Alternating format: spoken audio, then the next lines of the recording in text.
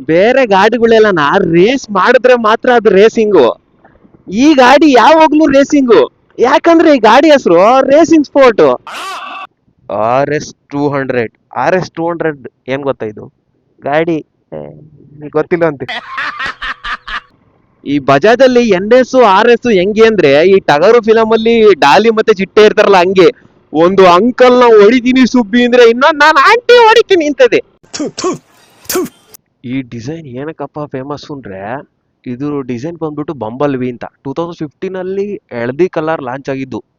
ಬಜಾಜ್ ಅವರು ಯಾಕಂತ ಗೊತ್ತಿಲ್ಲ ಈ ಫೇಮಸ್ ಆಗಿ ನಡೀತಿರೋ ಗಾಡಿಗಳನ್ನ ಬೇಗ ಸ್ಟಾಪ್ ಮಾಡ್ಬಿಡ್ತಾರೆ. ಈ ಗಾಡಿ ಇದುವರೆಗೂ ಹಳದಿ ಕಲರ್ ಇದ್ರೆ ಬಜಾಜ್ ಎಷ್ಟು ಫೇಮಸ್ ಆಗಿರೋದು ಅಂದ್ರೆ, ಇವ್ರಿಗೆ ಹೆಂಗೆ ಅಂದ್ರೆ, ಈಗ ಆಲ್ರೆಡಿ NS 200 ಡಿಸೈನ್ ಚೇಂಜ್ ಮಾಡ್ತಾವ್ರು. ಯಾವ ಗಾಡಿ ಚೆನ್ನಾಗಿ ಓಡ್ತಿರುತ್ತೋ ಅದೊಂದು ಡಿಸೈನ್ ಚೇಂಜ್ ಮಾಡಿ ಗಬ್ಬೆ ಬಿಡಿಸ್ಬಿಡೋದು.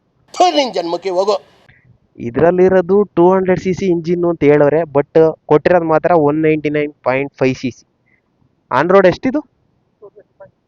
2,25,000 ತಗೊಂಡು ನಮ್ಗೆ 5cc ಮೋಸ ಮಾಡ್ಯಾರ. ನಡ್ರಿ ಶೋರೂಮ್ ತಗೊಂಡ್ ನಡ್ರಿ. ಈ ಗಾಡಿಲಿರೋದು ಬಂದ್ಬಿಟ್ಟು 24.5 HP ಪವರ್ ಮತ್ತೆ 18.7 Nm ಟಾರ್ಕು. ಇಷ್ಟೆಲ್ಲದ್ರಲ್ಲೂ ಈ ಗಾಡಿ ಅವ್ರು ಹೇಳೋ ಪ್ರಕಾರ 140 km/h ಸ್ಪೀಡಲ್ಲಿ ಹೋಯ್ತೈತೆ ಅಂತ. ಆಲ್ಮೋಸ್ಟ್ ಅದಕ್ಕಿನ್ನ ಸರಿಯಾಗಿ ಹೊಡೆದಿರೋರು ಅವ್ರೆ. ಮೈಲೇಜ್ ಎಲ್ಲ ಕೇಳಕ್ ಹೋಗ್ಬಾರ್ದು ನೀವು. Okay okay okay.